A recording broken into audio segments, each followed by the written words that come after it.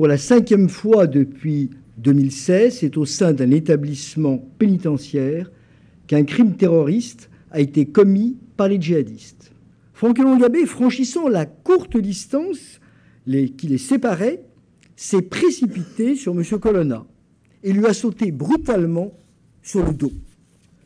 Pendant plus de 8 minutes, Franck Elongabé a porté des coups violents à la victime et mis en œuvre sur cette dernière des techniques de strangulation et d'étouffement, y compris en utilisant des sacs poubelles et des serviettes. À cette heure, le pronostic vital de M. Colonna est toujours engagé. L'enquête du parquet de Tarascon, elle est immédiatement ouverte par ce parquet du chef de tentative d'assassinat. Et isolé dans une cellule disciplinaire, Franck Elongabé a été placé en garde à vue de ce chef. Une information judiciaire sera ouverte ce jour.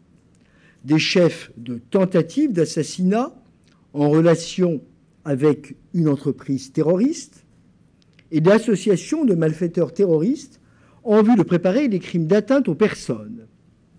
Il est à préciser que des réquisitions aux fins de mise en examen de Franck Elongabé seront prises pour tentative d'assassinat en relation avec une entreprise terroriste, de même que son placement en détention provisoire qui sera requis.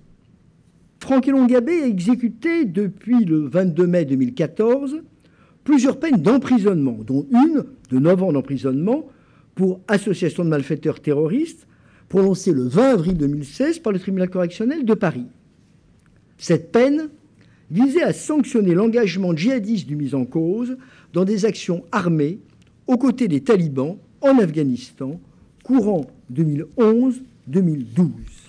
Ces éléments viennent confirmer que les agissements meurtriers qui ont été commis s'inscrivent bien dans une entreprise ayant pour but de troubler gravement l'ordre public par l'intimidation ou la terreur, soit la définition légale d'un acte terroriste.